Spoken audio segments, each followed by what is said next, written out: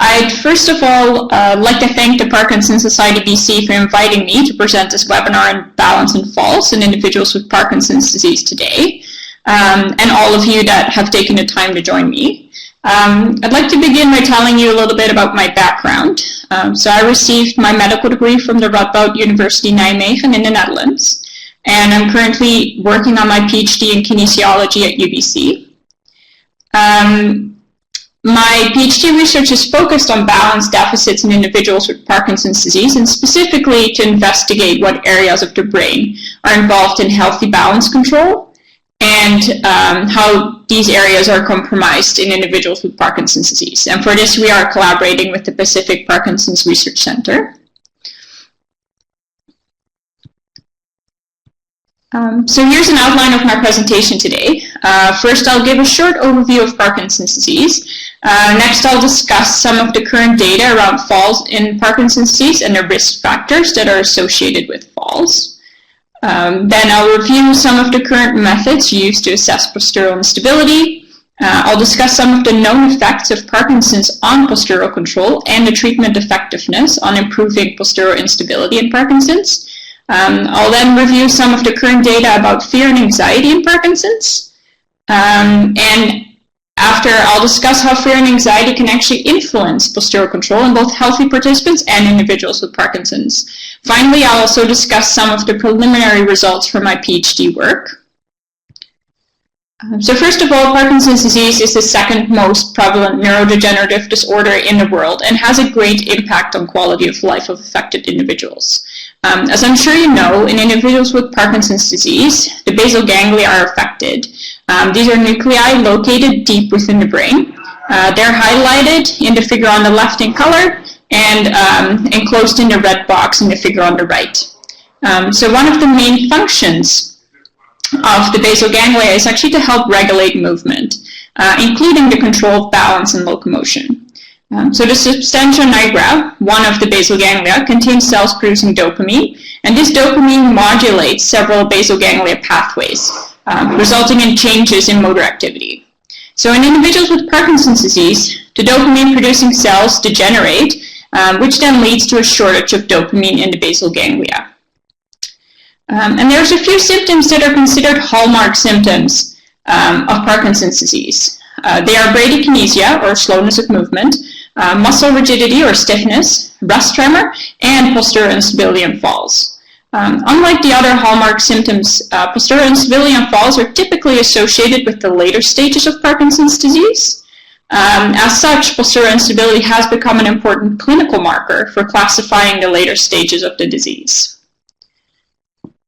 For example, the Hoehn-Yahr scale, which is a widely used clinical scale to assess the severity of Parkinson's disease symptoms, distinguishes stage 2 from stage 3 classification based on the presence of postural instability symptoms. And later stages are then distinguished based on severity and progression of balance and gait disabilities, which result in a loss of mobility. So falls are clearly a major problem in Parkinson's disease, and a large number of studies have actually focused on assessing the frequency of falls in Parkinson's. So the data presented here are actually from prospective studies that track the frequency of future falls after a baseline assessment has been done. And as you can see, postural instability and resultant falls are very common. Between 35 and 90% of individuals with Parkinson's disease fall, and between 18 to 65% of these individuals experience recurrent falls. So when looking at how many times a recurrent faller fell per year, the numbers reported ranged from about 5 to 68 times per year. And also when compared to age-matched controls, individuals with Parkinson's disease were on average 3 times more likely to fall. And this suggests that balance problems in Parkinson's are independent from normal changes seen with aging. There's also a clear relationship between the likelihood of falls and the duration of disease. So the graph shown here was based on data from the Sydney Multicenter study, a study which actually followed individuals with Parkinson's disease for 20 years from the time they were diagnosed. So time 0 on the top left of the graph is the time of diagnosis. and with the 1.00 representing the ratio of individuals without any of the displayed symptoms at the time of diagnosis. So the occurrence of a first fall is shown as the dark solid line over time. And as shown here, the number of individuals with Parkinson's experiencing their first fall grows steadily with time, such that by 10 years after the initial diagnosis, about 50% of all subjects have fallen. And after 20 years, 87% of those surviving will have suffered at least one fall. And it should be noted that these falls actually occurred even though the individuals were being treated optimally for their Parkinson's disease throughout the course of the study. So what is also becoming apparent, though, is that postural instability is not actually limited only to the later stages of Parkinson's disease. And there are some cases when postural instability occurs at a much earlier stage in the disease. So based on the long-term prospective study I referred to in the previous slide, there is actually evidence of postural instability in 34% of individuals with Parkinson's within the first 2 years of their initial diagnosis. Another study by Voss et al. In 2012 reported that 23% of individuals with Parkinson's disease in their study had actually experienced a fall within the first 5 years after their initial diagnosis, with 20% experiencing a fall within 2 years of diagnosis and 45% experiencing a fall within 2 to 4 years of diagnosis. So therefore, falling is actually prevalent even in individuals with Parkinson's in the early stages of the disease. And in addition to a larger number of falls in Parkinson's, the circumstances that lead to falls are also specific to Parkinson's disease.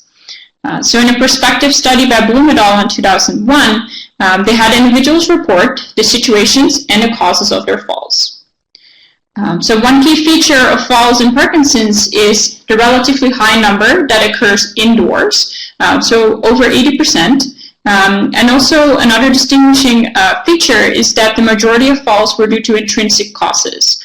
So these are causes related to problems with the individual's movement execution, as opposed to extrinsic factors, so caused by disturbances within the environment. There are a number of negative outcomes associated with falls in Parkinson's disease. So falls are major sources of morbidity and mortality. Between 24 and 39% of reported falls resulted in significant injury, which is actually a higher percentage than in age-matched controls. In addition, individuals with Parkinson's were found to have a 51% greater risk of injury mortality than individuals without Parkinson's. Other negative results of falls include an increase in fear of falling, which is actually strongly linked to future falls, a decrease in quality of life, and restricted physical activity and isolation as individuals try to avoid situations and activities that are perceived to increase the risk of falling. So one goal of research is actually to try and identify factors that can help to predict the likelihood or risk of falls. And while a wide range of risk factors have been reported, there's only a few that have been consistently shown to be related to future falls across studies. The most significant predictor of future falls is a history of prior falls. This is not really surprising as falls tend to be recurrent. And while an important factor to consider, it is of limited predictive value when recollection of prior falls is unreliable, and it can also not be used to predict the very first fall someone will experience. Another factor shown to be a strong predictor of future falls in Parkinson's is a fear of falling, and evidence has shown a strong relationship between fear and balance symptoms in Parkinson's. This is highlighted in the graph on the right by Atkins et al. In 2003, where balance confidence was shown to be highly related to balance symptoms on a clinical rating scale. This has led to a new focus of research, including work in our lab that aims to understand how fear may influence balance control and contribute to future falls. So while some studies have shown relationship between measures of postural instability and falls, the evidence is somewhat mixed, and likely it depends also on the types of measures used to characterize postural control. So given the wide range of measures that can be used, I think it's important to review some of the key types of balance measures that are used currently in clinical and for clinical and research purposes, and also consider the strengths and limitations of these measures. So one of the most commonly used clinical tests for postural instability in Parkinson's disease is the retropulsion test, or the PUL test. In this test, as shown in the figure on the left, the clinician stands behind the individual and rapidly pulls backwards on the shoulders to cause a perturbation to balance. The PUL test is positive when the person takes more than 2 steps backwards or would fall if not caught by the experimenter. And note that the PUL test is actually part of a larger battery of the Unified Parkinson's Disease Rating Scale, or the UPDRS for short. And while it has good clinical utility, it has a number of limitations, especially as subjects become accustomed to the task and it's repeated over time. So an example of this is that Bloom et al. In 2002 showed that the UPDRS score for the PUL test changed over repeated trials in the same subject. So both individuals with Parkinson's disease and controls have some difficulties on the first unexpected PUL test, while the differences between the groups varied with experience. So it might be a good test to identify large postural deficits, but it's less useful as a tool to detect more subtle changes in postural control. And most studies have found poor relationships between the PUL test result and future falls. So other clinical tests of balance rely on qualitative and quantitative assessments of an individual's performance over a series of different balance and gait tasks.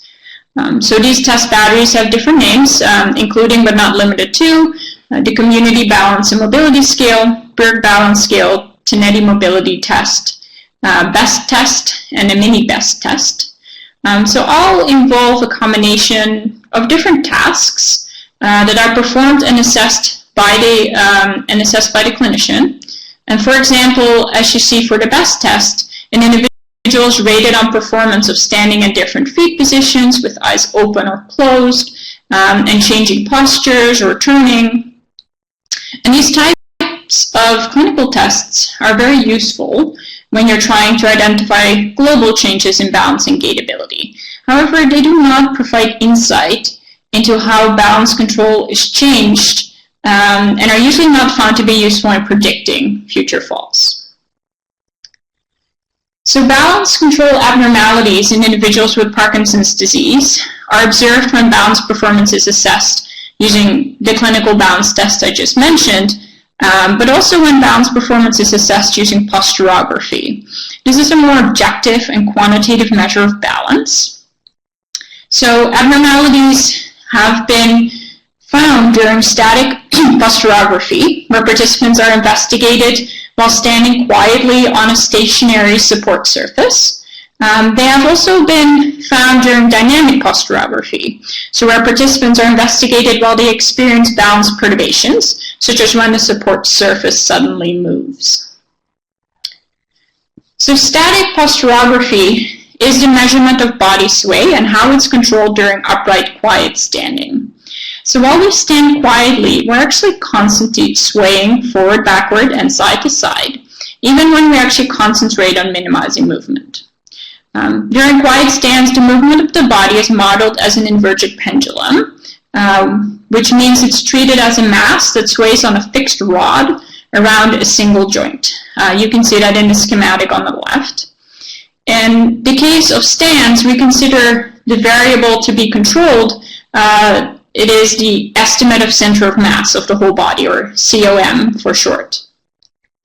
And the position of center of mass can be estimated from sensors that are placed on the body that track all body segments, or a single sensor device placed at the level of the trunk. We can also measure the forces required to control the center of mass using a force plate that's placed under the feet. And that those forces can be used to calculate a center of pressure, or COP for short, of all the forces that are acting on the force plate. And if we examined the movements of the center of mass during a period of quiet stance, we would see a similar plot to what is shown in the center of your screen, which shows a slow, constant oscillation of the body in all directions. A similar pattern of forces underneath the feet is also observed. And these forces act to coil the center of mass and keep it within the base of support. If we take the movements of these, the center of mass and center of pressure in a single direction, for example, the forward-backward direction, as you can see in the far right graph, the center of pressure actually nicely tracks and controls the center of mass over time. Different characteristics of the sway behavior can then be calculated. For instance, we can look at the amplitude of sway over time, and we can also look at the frequency or speed of sway changes over time. So a large number of studies have actually used static posturography to quantify balance deficits in Parkinson's. However, because of the wide range in methods and parameters used across studies, there are some inconsistencies. If we limit studies to those that used at least 60 seconds of trial duration and included age-matched controls, there are some consistent patterns though. So in most cases, the amplitude of center of pressure and center of mass sway during quiet stance is significantly larger in individuals with Parkinson's disease. So this is illustrated in the figure by Mancini et al. On the right, with center of pressure displacement on the left side of the graph and center of mass on the right side. So compared to the healthy control shown in the top of the graph, the individuals with Parkinson's disease actually show a significantly larger center of pressure and center of mass displacement. So in addition to increased amplitudes, the frequency and speed or velocity of displacements of the center of pressure and center of mass are also increased in Parkinson's disease. So dynamic posturography examines the dynamic balance responses to an expected or unexpected disturbance to balance. So most commonly, research focuses on external perturbations to balance that require a postural reaction to avoid a fall. So in the laboratory, we try and use perturbations that mimic the types of disturbances encountered in everyday life.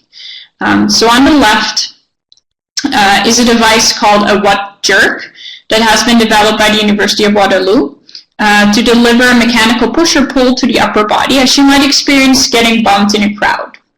In the middle is a picture of a translating platform in our lab that can slide up to 1 meter in a forward or backward or side-to-side direction, depending on how the individual is oriented on the platform.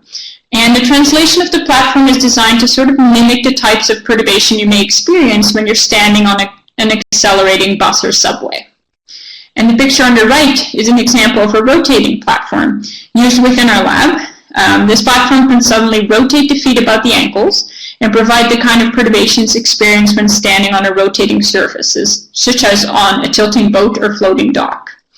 The advantage of using these types of devices is that the perturbations are highly controlled and repeatable and will allow the experimenter to compare postural reactions across groups and also under different conditions.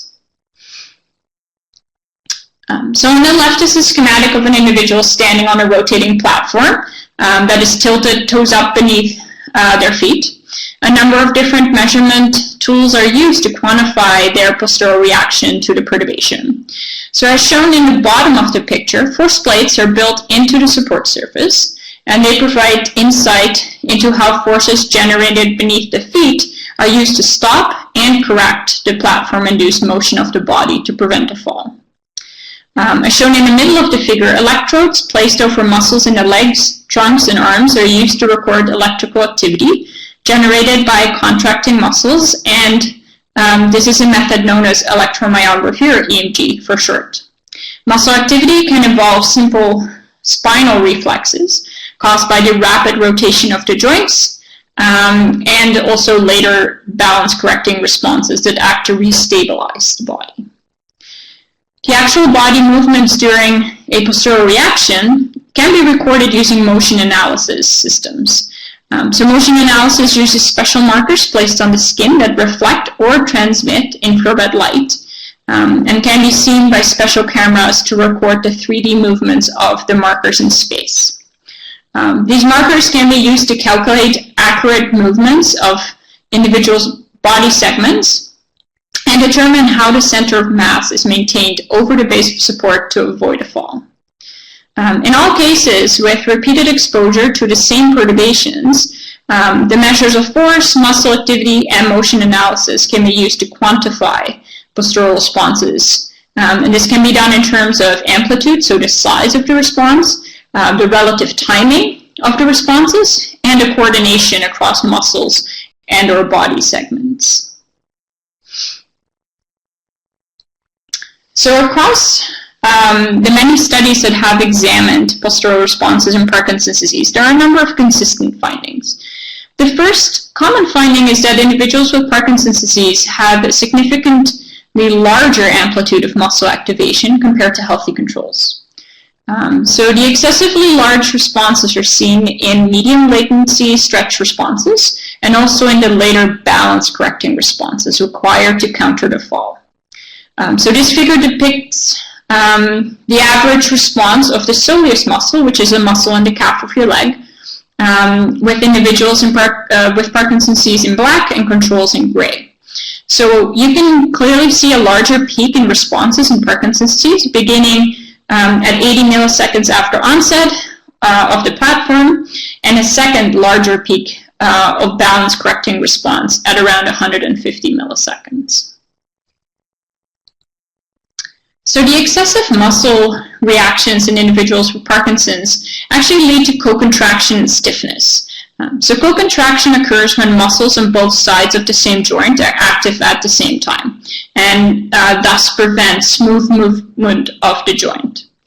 The co-contraction is clearly observed in the figure on the left, which illustrates the muscle responses to a backward translation of the support surface in a healthy control on the left, and an individual with Parkinson's on the right. So the figure shows pairs of muscles around the ankle, knee, and hip, with muscles on the back of the body always shown at the top of each pair. So in the elderly control subject, a backwards translation normally elicits responses in muscles along the back side of the body, so including the calf muscles, hamstrings, back muscles, which are shown as the gray filled areas. And note that there is little to no activity seen in the opposite muscles, shown as the inverted lines below each trace. In contrast, the individuals with Parkinson's have similar but larger responses in the corrective muscles along the back side of the body, but also significant activity in the muscles on the front side of the body. So this leads to stiffening and co-contraction. And this actually has a significant biomechanical outcome that makes individuals with Parkinson's more prone to falls. So as shown on the figure on the right, in response to a sideways tilt of the platform, an elderly subject actually moved their trunk in the opposite direction to the tilt of the platform and raised the downward arm in the direction of the fall. In contrast, individuals with Parkinson's remain stiff across the hip joint, so they fall as a single stiff segment, like a log, towards the direction of the tilt. And further, adding to the problem is a lack of arm responses that would otherwise be used to break the fall. And this may explain the relatively low number of wrist fractures and higher number of hip fractures reported in Parkinson's disease compared to controls. So the third effect of Parkinson's disease in dynamic balance is a lack of adaptation to changing postural demands, which is also called postural inflexibility. So in these cases, healthy controls are able to quickly adapt to a new context or postural set, where individuals with Parkinson's disease seem unable or slow to make these necessary adjustments. So for example, when changing from perturbations of one known amplitude to another, control subjects are able to adjust their postural response appropriately. In contrast, individuals with Parkinson's disease will respond with the same muscle response amplitude for both small and large perturbations. Likewise, studies have shown that individuals with Parkinson's disease have difficulty changing between types of perturbations. For example, when following a series of translations with an expected rotation of the support surface. Finally, individuals with Parkinson's are unable to adapt to demands of different postures. So for example, in the figure shown on the right, the control subject that is shown in the top half of the graph has a set of normal postural responses to a support surface rotation in both lower leg and hip muscles. However, when able to grasp and hold a bar with their hands during the perturbation, the postural responses in the leg and hip become diminished as the arms are now providing the postural response. In contrast, as shown in the bottom half of the figure, an individual with Parkinson's disease has a similar response to the perturbation in the legs, whether they are standing freely, as shown on the left, or holding a bar in their hands, shown on the right. Therefore, with all these changes in dynamic balance control, they appear to be significant and actually could be leading to potential falls. So, given the extent to which Parkinson's disease affects both static and dynamic balance, the key question is, how do these symptoms respond to typical drug and neurosurgical treatments for Parkinson's? And unfortunately, the results generally suggest that postural deficits in Parkinson's disease show little improvement with either medication or surgical treatments such as deep brain stimulation in the subthalamic nucleus or internal globus pallidus. So the lack of improvement in static balance is illustrated in the graph on the left. Individuals with Parkinson's disease before surgery have even greater sway amplitudes when on levodopa compared to off levodopa. The individual on the top is someone who was treated with deep brain stimulation in the internal globus pallidus, and they seem to show some improvement in sway following the deep brain stimulation. However, the second individual that received subthalamic nucleus stimulation, they had no noticeable improvement. Likewise, for dynamic balance, while some small improvements are found in some studies, in general the results do not support significant improvement over the long term. As shown in the figure on the right, the larger displacement of center of mass observed in individuals with Parkinson's pre-surgery are not improved after deep brain surgery. So therefore, while dopamine replacement and surgical treatments show marked improvements for other hallmark symptoms of Parkinson's, it seemed to have little effect on the postural issues, which actually become most debilitating as the disease progresses. So in addition to the 4 hallmark symptoms, individuals with Parkinson's disease also often exhibit non-motor symptoms, including fear and anxiety. So these symptoms might actually even be present before any of the motor symptoms are noticeable. And anxiety actually affects up to 60% of individuals with Parkinson's disease. And additionally, in a prospective study investigating falls in Parkinson's disease, 46% of individuals reported a fear of future falls, and this percentage was actually only 7% in age-matched healthy controls. So fear of falling was found to be associated with limitation in activities of daily living, less physical activity, and significantly higher risk of sustaining recurrent falls in the next year. So the activity-specific Balance Confidence Scale, or ABC scale, is commonly used to provide an estimate of fear of falling. And it requires participants to rate the degree of confidence they have for completing 16 activities of daily living without falling. And the activities that are included range in difficulty and include activities such as walking up and down stairs, getting in and out of a car, reaching while standing on a chair. And as the figure shows, individuals with Parkinson's disease often show lower confidence in their ability to maintain balance and avoid a fall during the activities of daily living. So to investigate how fear and anxiety can influence balance, There are actually several methods that are used. And one is to induce postural threat. And this can be done by having people stand at the edge of an elevated platform. Another method to induce postural threat is using the threat of perturbation. And alternatively, social anxiety associated with clinical assessment of balance can actually also be used to elicit fear and anxiety in participants.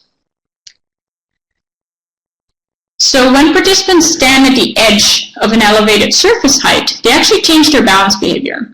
They lean away from the platform edge, they increase body sway frequency and decrease body sway amplitude. So this strategy is called a stiffening strategy, and it's actually seen both in young and older healthy adults. So one interesting question regarding balance control changes in fear of falling is which comes first? So do balance control changes, for instance, due to Parkinson's disease, lead to fear of falling, or does fear of falling lead to balance control changes, or are both correct?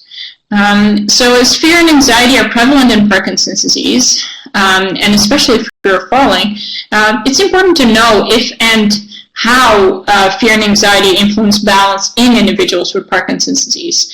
For instance, are the changes seen similar to those seen in healthy older adults? So a few studies have investigated this using the elevated surface heights.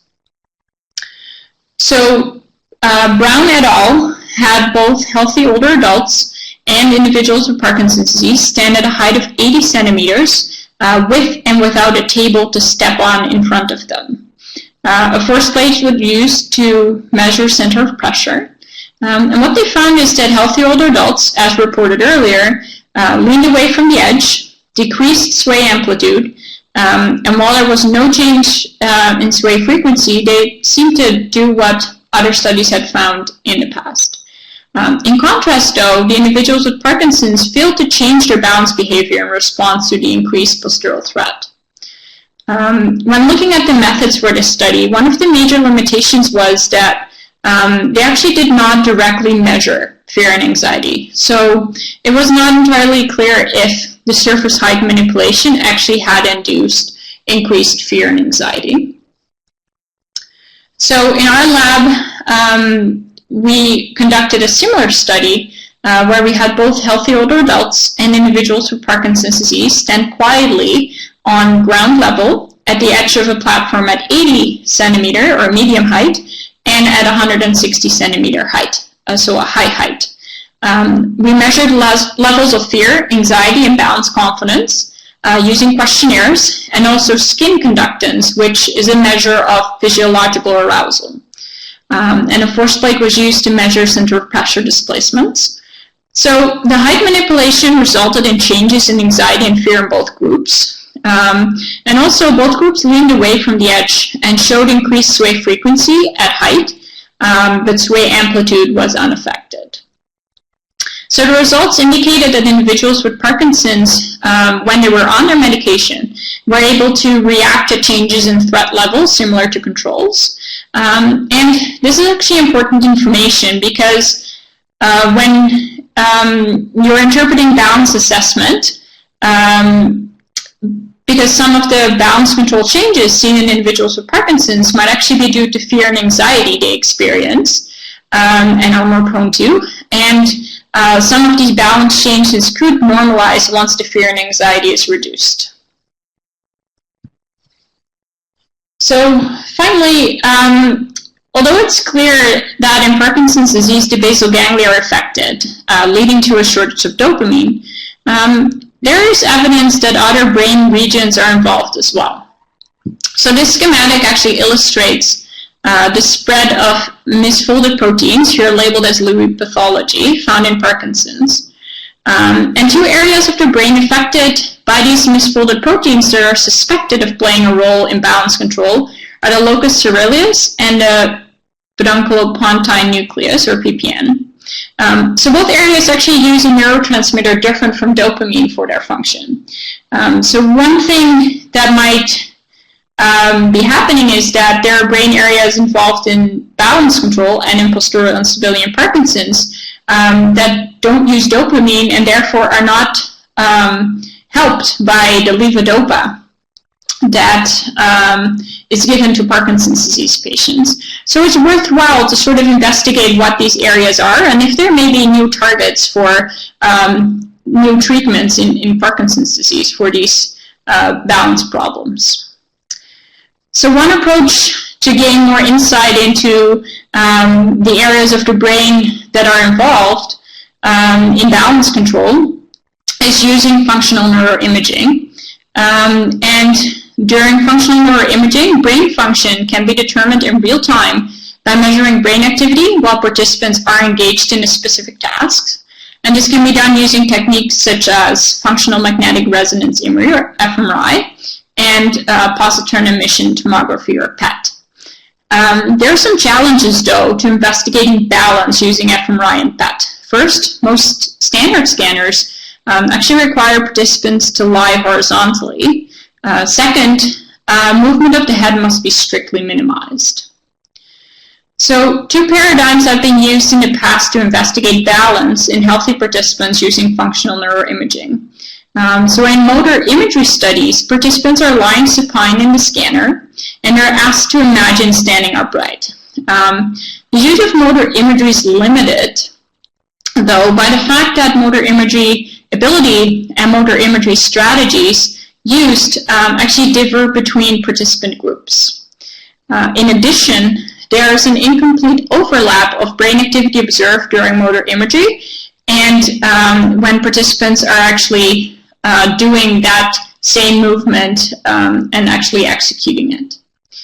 Other studies have used a wearable PET scanner that allows for functional neuroimaging while participants are standing, but this paradigm is limited by the fact that PET scanners have poor temporal resolution, and the weight of the wearable device might actually interfere with free and natural standing.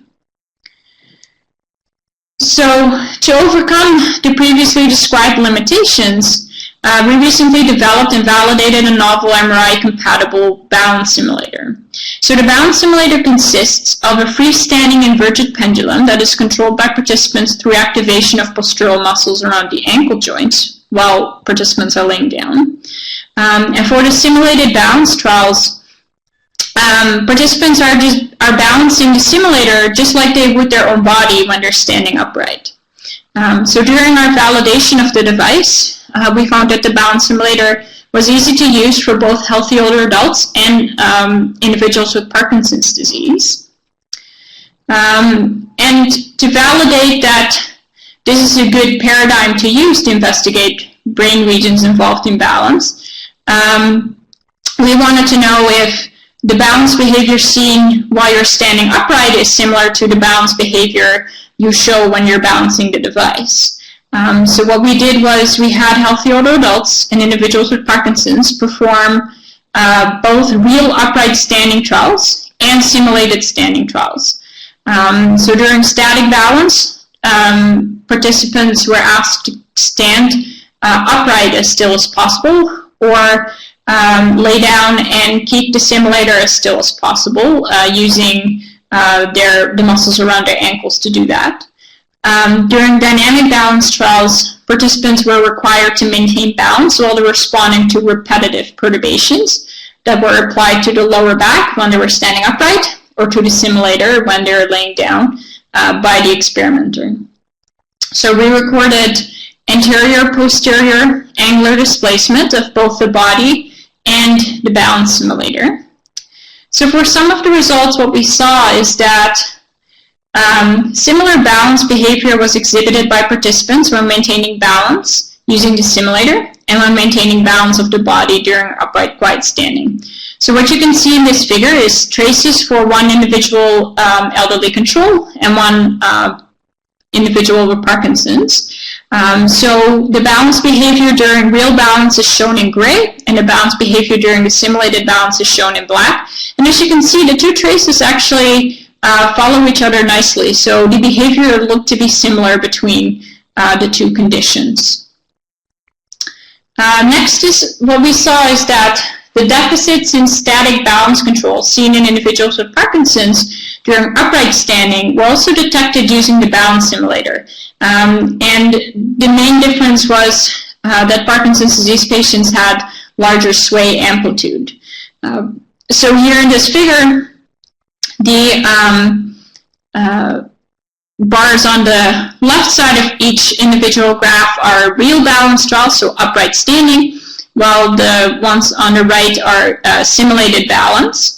And as you can see, the black bars of the individuals with Parkinson's are always higher in the top half of the graph than the white bars, which represent the healthy controls that we tested. So the amplitude of sway was larger in Parkinson's disease in both upright standing and in the balance simulator. We also saw that deficits in dynamic balance control were actually detected in individuals with Parkinson's using the balance simulator. Most notably, what we could see is that the individuals with Parkinson's would let the balance simulator travel further before they could get it back under control and get it back into the position where it used to be.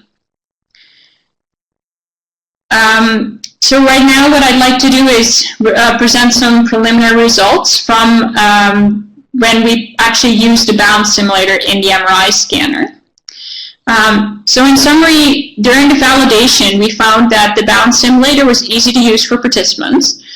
We saw similar balance behavior during both upright standing trials and simulated balance trials. And balance deficits in individuals with Parkinson's disease could also be detected using the balance simulator. So we then actually used the balance simulator in the MRI scanner and investigated brain regions involved in postural instability. So we recorded functional MRI data in 17 healthy older adults and 17 individuals with Parkinson's while they were performing the static and dynamic balance tasks using the simulator.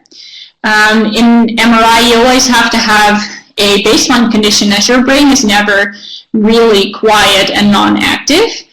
So as a baseline condition, we had two conditions. One was a rest condition, so where participants were performing no task, just laying still in the scanner with their eyes closed, and we had proprioceptive tasks. So in this case, I was moving the balance simulator while the participant was just laying passively and was only trying to feel how the balance simulator was moving and indicating that with their left index finger. At that time, they were not actively controlling the device. So we're currently still working on analyzing this data, but here are some preliminary results for the connections that we actually saw in healthy older adults during dynamic balance. So when I say connections, I mean this is brain regions that are talking to each other during the task. And they can actually either be talking more compared to the rest condition, so the baseline condition. These are the connections shown in black, or they can actually be talking less. So these are the connections shown in red. And what is interesting is that you can see that most of the black arrows are actually in the lower part of the graph. So that means that most of the connections or brain areas that are talking to each other are actually in the brainstem and the cerebellum, as opposed to the cortex of the brain where there's more conscious control. So this is something what we did expect, as we kind of expected balance not to be so much a conscious control, but more subconscious process. And as you can see in the next figure, is that the connections actually do differ quite a bit in the individuals with Parkinson's disease. And we're currently still looking at this data and trying to figure out what this exactly means. What we're also trying to do is, instead of looking at brain connections, is also looking at what areas of the brain are more active or less active on their own during these tasks. So that is something that we're still currently working on.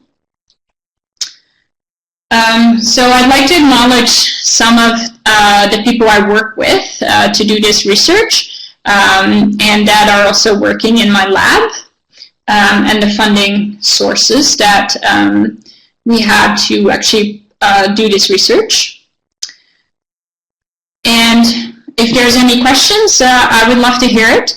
Also, if you're interested to participate in research in our lab, you can contact me at the email address that is listed.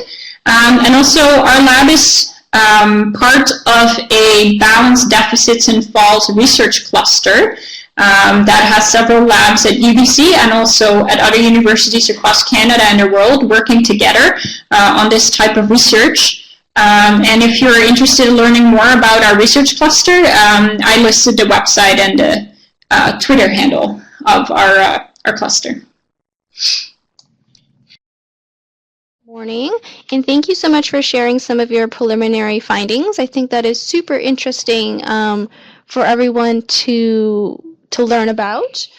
Could you maybe touch on what therapeutic approaches may be on the horizon? What your findings and other findings from researchers in this field could lead to in the future?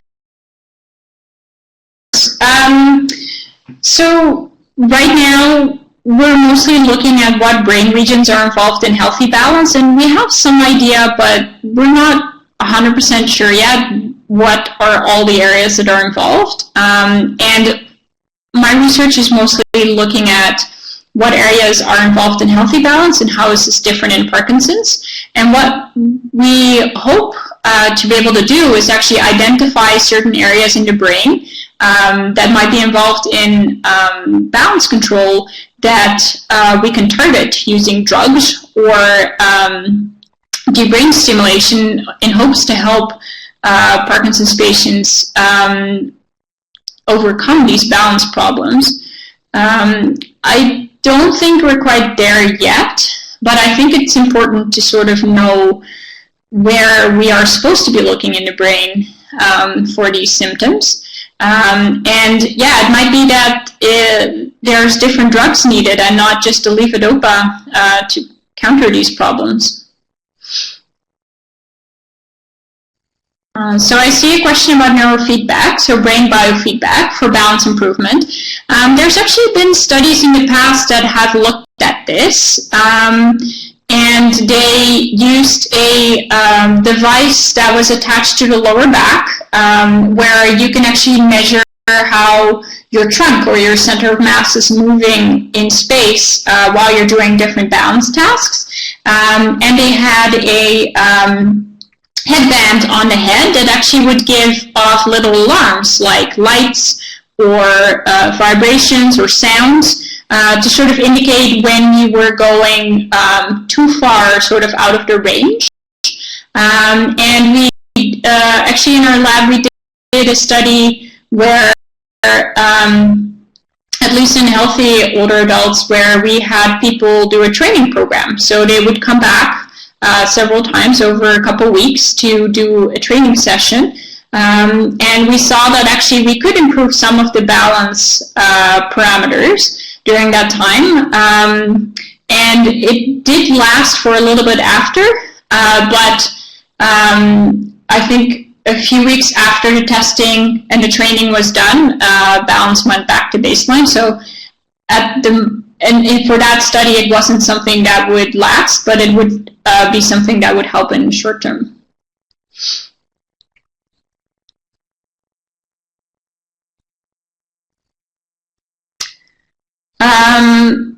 So the best way to retrain Parkinson's clients for better balance responses, I think one of the things that would be good is to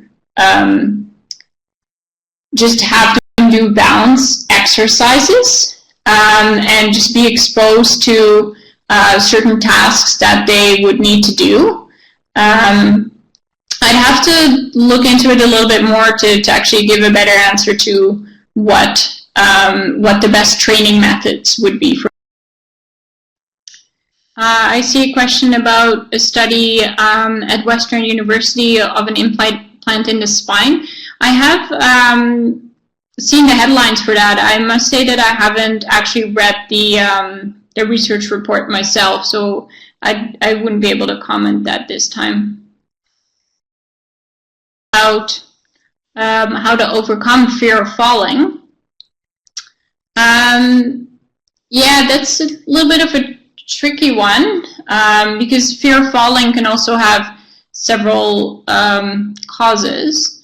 I think one of the things is to just keep being active and keep moving. And I don't know if there's been anything like actual CBT therapy for fear of falling. I'd have to look into that. We will be sending out a recording and the slides at a later date, so please stay tuned for that. And if you have any questions, you can always send us an email. Thank you again, Eveline, for presenting at our webinar this morning. No problem. It was my pleasure.